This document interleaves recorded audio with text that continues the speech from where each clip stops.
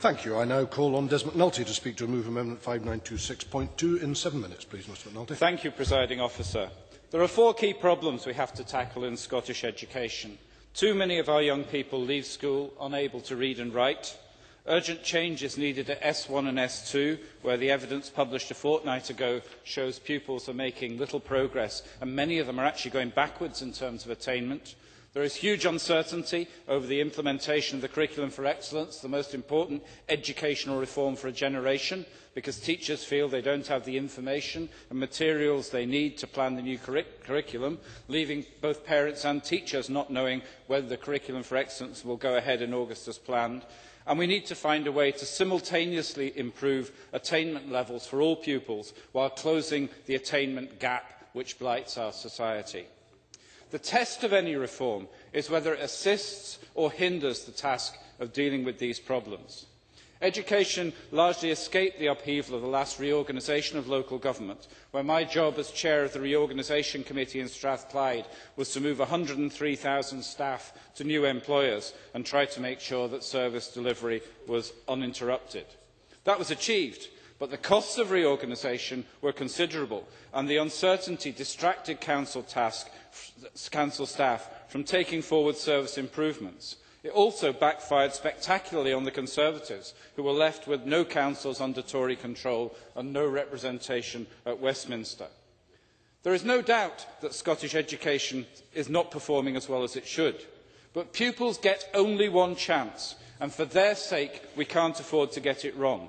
If reform proposals can deliver benefits that outweigh the downsides of upheaval, then we should consider them, of course. But many parents will argue that the task of government and local authorities at the present moment is to get together and work out how to get more out of the system we have.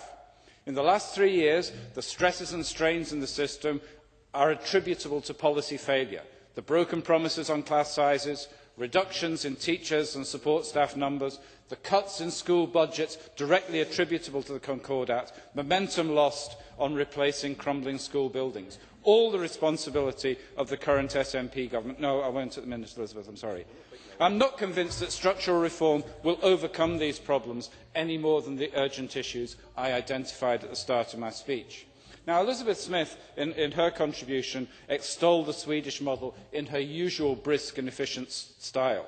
I welcome the Conservative interest in Sweden, a society suffused with a social democratic ethos and a commitment to advance gender equality and full employment, which I would wish us to emulate. Given the other views of the Conservatives, their opposition to redistribution, their antipathy to extending welfare entitlements, their interest in Swedish education policy is maybe somewhat surprising. I would have thought if they wanted to look at a particular issue, they might have looked at the Swedish taxation model, which requires the publications each year of everyone's tax return, and might have avoided embarrassment, for example, over Lord Ashcroft's contributions to the party. Now, I can see from their faces and the fact they're on their feet that it's actually only the Swedish education model that attracts the Conservatives. Now, if the Swedish model was world-leading in terms of performance, that might be more understandable. But the trend tables in maths and science show, unfortunately, that it's not. Between 1995 and 2007, the average Swedish score went down. In science, Sweden saw the biggest drop of any country, while in maths it had the biggest drop after Bulgaria. A recent report from Skolvereit, the Swedish Ofsted, showed that the grade point average within several central subject areas, not just maths and science, declined over time, the decline of performance coinciding with the reforms that introduced the system the Conservatives now appear to be advocating. Swedish academics raised concerns... Sorry, Elizabeth, yes. Elizabeth Smith. Mr McNulty, I'm referring to the average standards of education in Sweden. There is categorical evidence that these improved with the introduction of new schools, not only in the new schools but within the existing schools. I don't deny that in some subjects they had little blips going up and down, but the average standards have gone up and continue to go up. Des McNulty. If you look at the Skolvereit report, which I have here in my hand, what influences education achievements in Swedish schools, and the OECD statistics, and Tim's statistics I referred to. I think you'll find that the evidence is as I've suggested.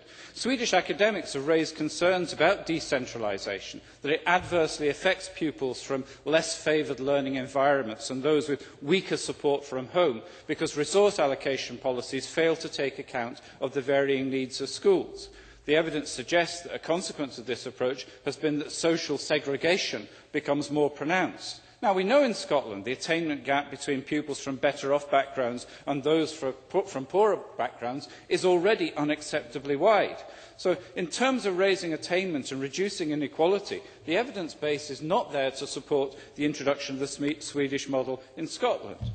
Implementation of the Swedish model here would raise other very practical concerns. In my constituency, we've got 4 outstanding new secondary schools, commissioned by Labour and opened last August. These schools are very efficient. Pupil numbers are near their design capacity and they're very popular. Any new school that opens in my area with state funding would require that cash is taken from a limited pot, and it's very difficult to see how it could be other than the expense of budgets of existing schools.